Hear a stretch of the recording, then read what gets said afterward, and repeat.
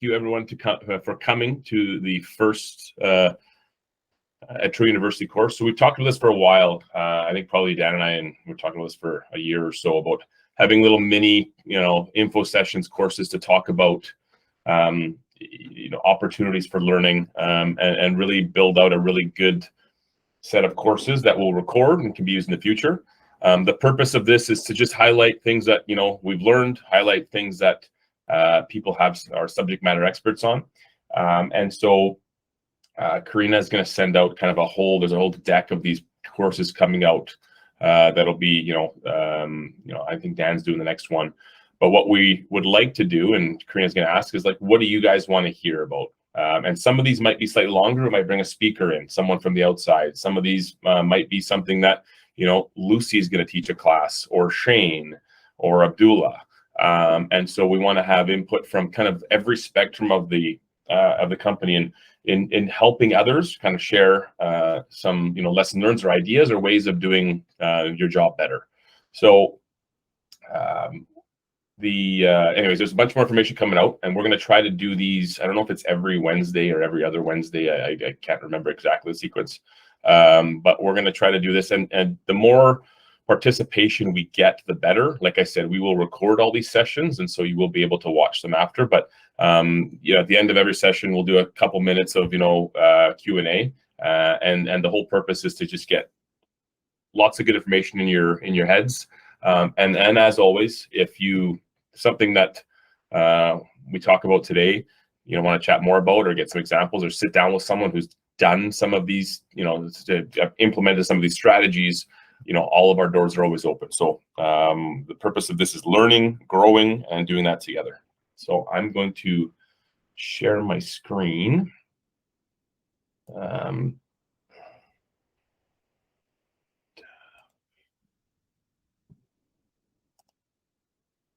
So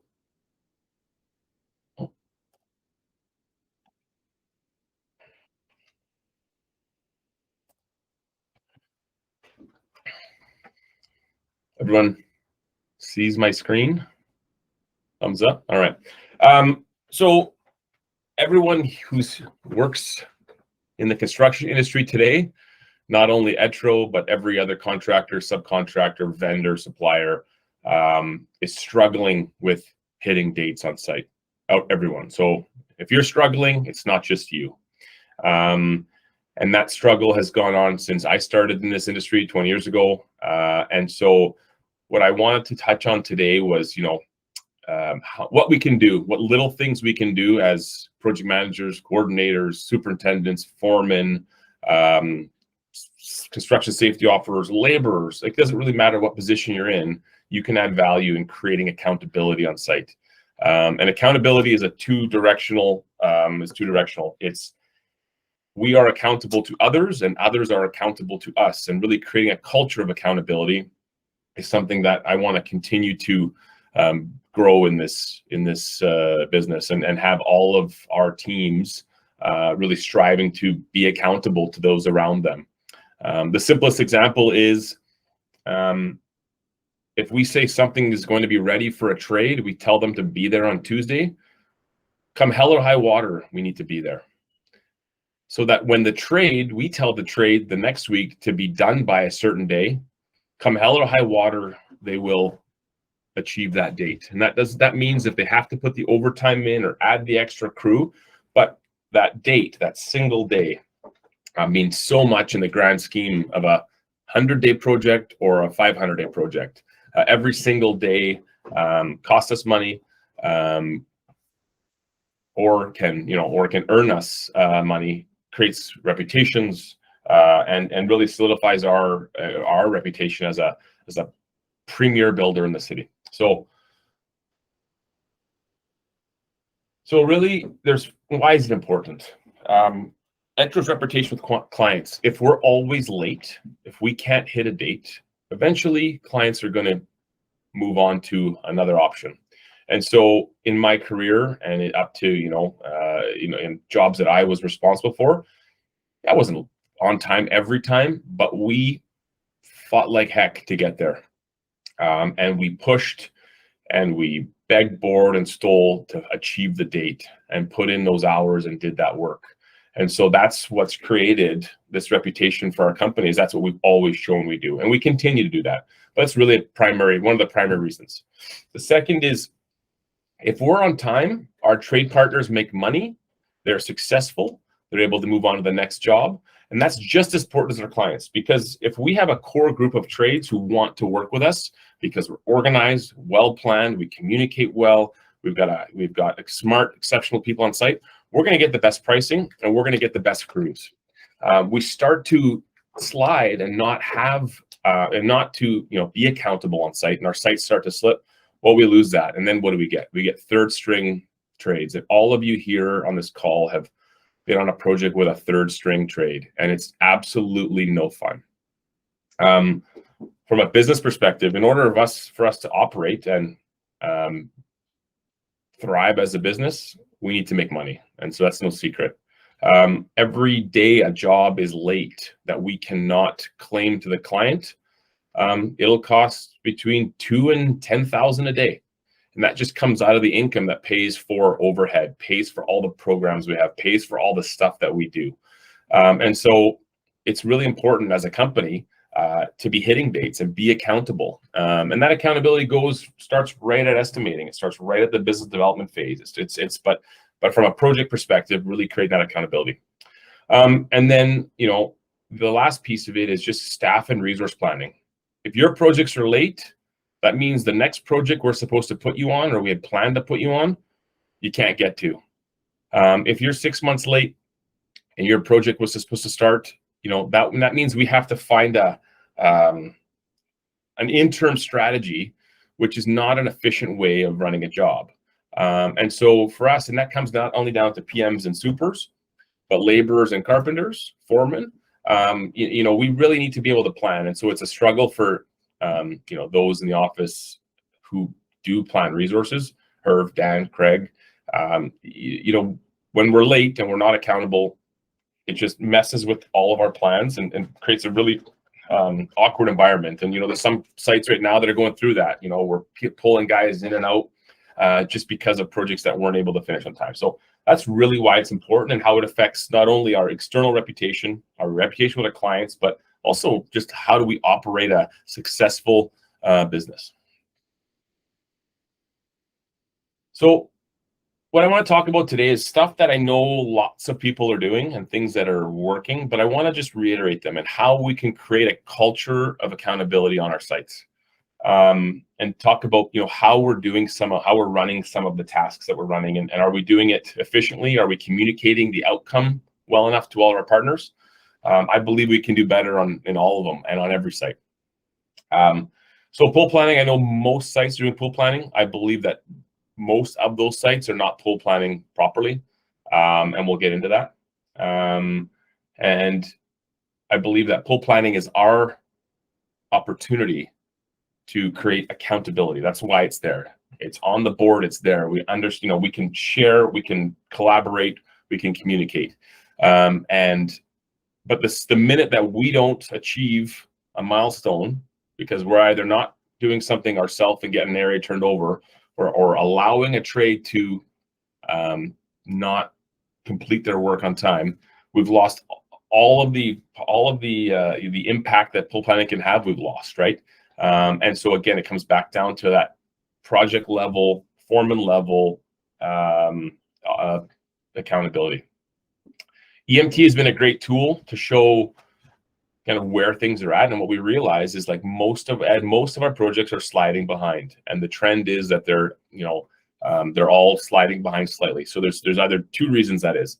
One is we don't have enough time in the schedule, the contract schedule, and the other is that we're not planning well enough to manage the projects in accordance with the contract schedule. So on the first side, we have to be competitive in the market, we have to have a competitive contract schedule. And so when we compete against Leadcore, Ellis Dawn, Ventana, we have to be able to compete. So this specific type of job needs to be built within a specific duration. And so it'd be nice to have more time, and it'd be great for the owners to pay us for more GR time, but that's what the market will allow. And so we need to find a way to build within that timeline, and that takes planning. Trade meetings. I don't know that, I don't know how well, and it's been a while since I've been at a trade meeting, but there is a lot of value you can get out of well-run, well-executed trade meetings that have great attendance. And the minutes should reflect what we believe was the outcome of the meeting. And the minutes should provide very detailed responsibilities. Identifying risks and planning ahead. You know, I remember when I was a PM, I'd have a board with my risks, and these are the issues that I saw were going to be a problem: windows, doors and hardware, roofing materials, you know, below grade conditions, whatever it might be. Having a schedule, identifying risks that you know are coming up, and then executing on them. It goes back to that, and I forget what it's called, but the priorities matrix, like, and the quadrant 2, non-urgent but very important. That's where we need to spend our time, right? It's not urgent today, but if we plan that out and spend that effort on that non-urgent planning, we're going to be well ahead. How many jobs that I've seen that we've built where we get to the bottom of the hole and then we're figuring out how we're sequencing the below grade scope? How many jobs do I see when we get to the first suite and then we figure out how we're cycling through those units? How many jobs do we see where we get to the envelope and we haven't figured out the details? And that's just identifying risks and planning ahead. And we'll talk about some of the tools we can use. You know, 3-week look aheads and mini schedules. Pull planning is one piece, but sometimes, and this goes ahead with detailed sequencing and phasing plans, sometimes things are complicated and pull planning just doesn't make sense because graphically you've got people working up here and down here and over here. And pull planning is great from a, this is how we're going to finish a suite, or this is how we're going to get through a concrete floor. But when you're doing envelope and sidewalks and interiors and whatever it might be, having sequenced phasing plans with little mini schedules. You know, Dan and I have done hundreds of these things where you just, how are we going to get off the landscaping? How are we going to get the facade on this elevation done so we can start this, you know, whatever play park we need to build? Or, you know, how do we get out of the parkade? How do we manage tile sequencing in a complex restaurant where we've got millwork on the ceiling? We know we don't have, you know, we're slightly behind, so we've got to be working 2 trades kind of on top of each other. How do we do that? We do that with little mini schedules and through look aheads and phasing plans. And so I've got some examples of that. It comes down to even, you know, how we manage site labor and cleanup, right? Our job is to keep the site clean. Our job is to create accountability for trade cleanup. Our job is not to clean every aspect of every corner of the site on behalf of our trades. But if we don't plan ahead and have a sequence of next Wednesday, we're off level 2, flooring guy, cabinet guy, drywall guy, all your stuff's got to be gone.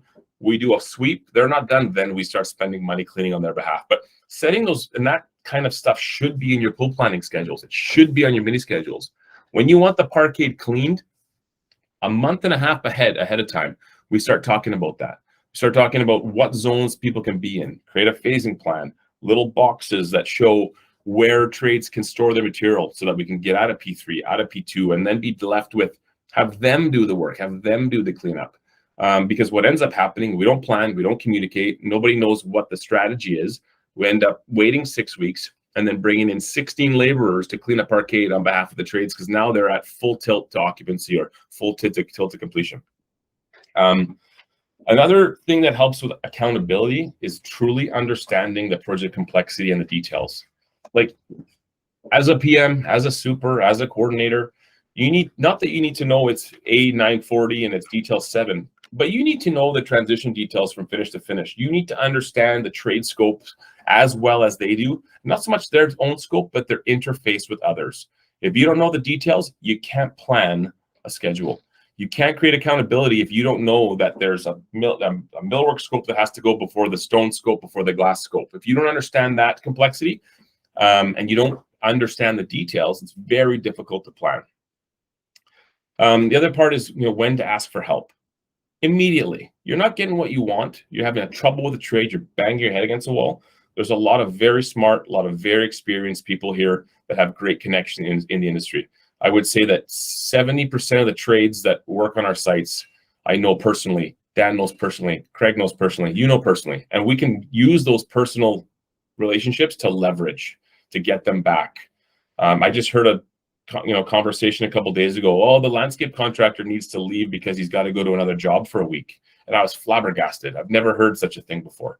And so in those circumstances, we need to be asking for help. That's an unacceptable answer from a foreman to one of our supers. Managing float in your schedule. So to me, we own the float. And I've always said, if you can do the work, do the work. If you can put your storefront glass in at level 1 and keep it relatively protected and safe, get the work done, which allows you to close up level 1 on the inside. If any work you can do, masonry walls in the parkade, piping, wherever it is, like, get the work done. Do not defer work. And that will help with later accountability, because if we're pushing those trades through the building early, it doesn't matter. If you had to spend some extra money to put in moisture board to get a room done so you can start the electrical scope in there, let's get the work done, right? Let's not wait because it doesn't seem like it's urgent. Because what we see in our industry is everything becomes urgent. And an old boss of mine used to call it fire drills. Like, we don't need fire drills. If you plan in advance, you communicate in advance, you're looking at your job, you understand the details, you understand the scope, you can plan well in ahead. And don't take no for an answer. Subtrade says, no, I can't do it. It's unachievable. Wrong answer. There's another route. Is it more staff, more hours? Is it changing of a detail? What do we need to do to get to a resolution? And again, another thing that I've learned is the squeaky wheel gets the oil every day long. The more you squeak, the more you scream, the more you're going to get it. If you're passive, you are not going to get the best support of the trades. But if you create accountability on your site and you've created a relationship where you are doing what you say every time, and you are able to motivate other trades to do what they said every time. So when the waterproofing guy shows up, the area is clean, it's dry, all the crap's out of the way, and he can actually get to work at 7:30 when he arrives on his first day. Fantastic. What normally happens is we say arrive on Tuesday. He doesn't arrive till Wednesday. He arrives Wednesday, it's still dirty because we haven't cleaned it. And now he sends his guy away, drops off some material, sends his guy away, and comes Thursday. So we've lost a total of 2 days in that one small task. And that small task is compounded over a project. So where we struggle and where I've seen us lose a lot of time. One is in bulk and detail excavation. I think we have a schedule. It shows durations, it shows anchors, it shows quantity, and it shows your first row. But I would say 50% of our excavations going down, we're not tracking hard enough. We're not managing volumes. We're not ensuring that we're getting to the bottom fast enough. And if the contractor is not being told to push, they're going to work at their own pace. So really understanding, what is the volume you're hauling? What volumes are you hauling every week? How many anchors, and how does that compare to plan? And I used to do a drawing, and every week we would mark down how much shoring got done, how many anchors were installed, and how many got tensioned, right? And we would track every week. And if you're only getting 16 anchors a week, and you have 2,000 of them, do the math. It's going to take, and you only have a certain amount of time. But those little things where you count, put an elevation, and again back to paper, but you can do it digitally. Have that show your shoring elevations of your excavating shoring drawings. Highlight what you're doing, what your plan was for this week, and at the end of the week, go in the hole and look for a second and see what you've done. Because now you'll know you're 4 behind, or 8 behind, or 20 behind. Don't wait until you've got to row 3 and realize, man, we're going to be 3 weeks behind. The second part is how we deal with detail. We've got an amazing BIM team who can coordinate all of your detail and bulk excavation. All of that can happen. Now, things happen in the bottom of the hole, but there should be no reason why when we get to the bottom of the hole, the plumber, the formwork guy, or an excavation contractor have any level of confusion as to who's going first, who's going second, and where we're going. We know early on in pre-con, we're dropping footings. These are where the pipes are going. We're extending walls. But it's still shocking to me how much time we lose between there and foundations to slab prep. We burn money up, and a lot of it, and it's every job. It's not one. Is we don't have we have a clear design, but we don't have a clear plan of how things are going to move around the site. And we didn't remember that, you know, there was a step in the slab, or there's a thing, or whatever it might be. And we really need to know, going back to knowing the detail, understanding where your footing sits in relation to the slab, understanding that what walls you need to have in order to pour your first slab. Excuse me. So really, we struggle with that, and we've got to find a better way. But it all comes down to some planning and phasing, and I can show you some examples. Parkade sequencing. So parkade sequencing is always something that people fight with, because again, we haven't, until the form worker gets there and we start our first set of decks, we're not thinking about how their layout's going to work, how that relates to the core, how that relates to stairwells, all this additional vertical that we may have, high lift work. We have all the data. When we're doing our buyouts, when we're doing our formwork buyouts, we should be talking about those durations, those timelines, because that contractor who has a better idea that's $100,000 more might save us a month coming out of the ground, which costs us $150,000. So we need to be thinking about that level of accountability sequence earlier than we are. And then sweep finishing and deficiency repair. So we're rebuilding how we do that completely. We've struggled immensely with our quality on turning over residential suites. And that's another area where we've lost a ton of time, you know, on most jobs, just getting that sequence flowing. And every one of these jobs comes down to accountability. The drywaller doesn't deliver high enough quality, so then we have him in again for an extra week. Then the painter gets out of sequence, and the painter doesn't do what he's supposed to. And then the flooring guy is, now you've pushed him out 2 weeks, so his crew that was supposed to be there is now not available, and everyone, it's a tailspin. And so how we create accountability, and we've got schedules. Every job's got a great interior finishing schedule, and every job misses it by weeks and weeks and weeks. So it's about that plan and then creating accountability at every step of the way. And that might be 2-day accountability check-ins. That might be setting up different processes. I know Karina and team are working on a new quality plan to kind of clean that up. So I'm running out of time, so I promise I'm going to do a couple more minutes, then we'll be out of here. So Allison that runs this amazing digital pull planning board she's done, which let's see if I can just work.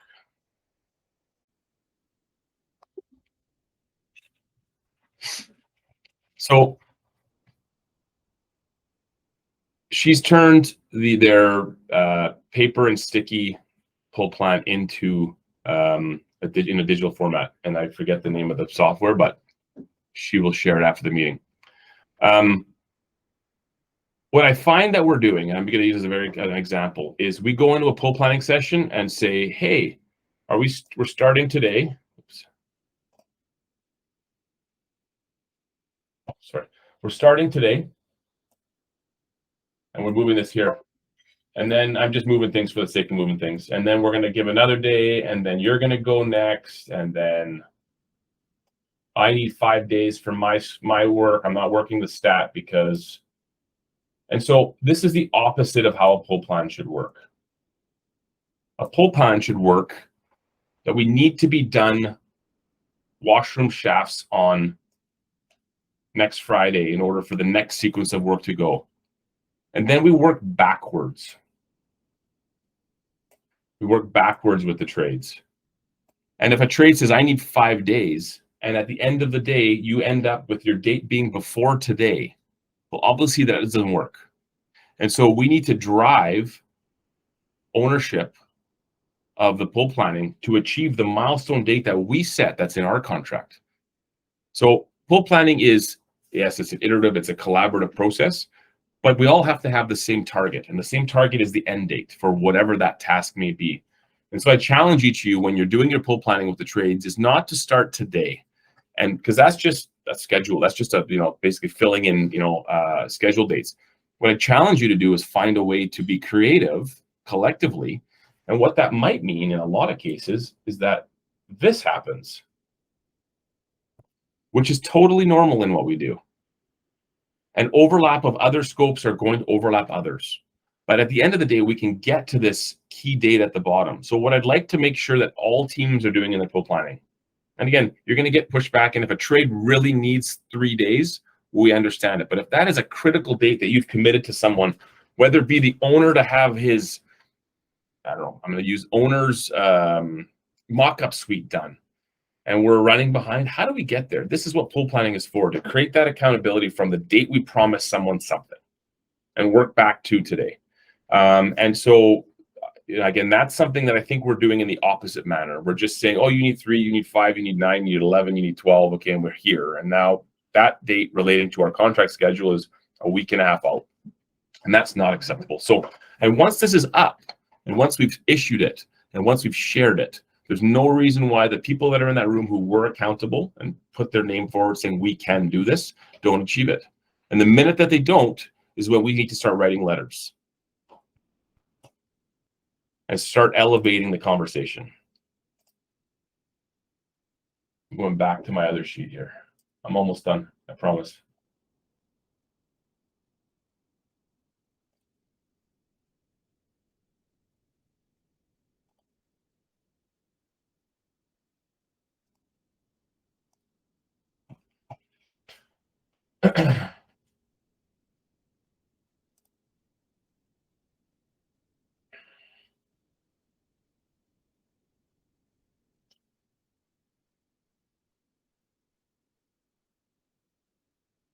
So we talked about meeting minutes. We talked about sharing the information from pool planning and mini schedules in the meeting minutes. It's shocking how many times I talk to people on site and trades and owners, and we haven't communicated clearly what the plan is, or they don't believe they understand the plan. So making sure that when we walk around the meeting at the end of the meeting, do you clearly understand the plan? We all have reviewed the plan. We understand what the plan is for the next week to achieve this target. Make sure that, and again, if a trades are not attending trade meetings, then don't pay them. Hold their check. Full stop. That'll get their attention. Be prepared with a detailed agenda. Don't just show up and look at your minutes a half an hour before or 20 minutes before. You have an agenda. You run the job. You come with it. The minutes are a guide. The agenda is what you decide the meeting is going to be about. We should all have 10 new business items when we go to a trade meeting internally about the things that we're worried about. And you got to go, and plan them. And at the end, take great minutes that are clear, concise, and contain the task, the person responsible, the due date, and a clear description of scope priorities. Because that will help us when I have to call a manager of one of the trades or an owner, and you're complaining that they're not delivering. And he says, well, we didn't know. And we can then show, no, it's very clear that you knew. And this is what the expectation was, that you were behind, you were supposed to increase your hours of work, and you were supposed to put a Saturday in. So again, these are some examples. I'm not going to go into it. You all know what I mean, but breaking down the job into manageable pieces, linking it to the schedule, color coding it so the schedule tasks align with the areas you're looking at. It's very easy. Do it by hand. Have someone who can do it in Bluebeam. Call someone in the BIM department, ask them to put it together for you and help. They'd be glad to help with this stuff. We can put it into a 4D schedule if you want. All of that is very possible, but this is the type of documents. These are the type of documents, the type of plans that trades are going to understand and be able to work with.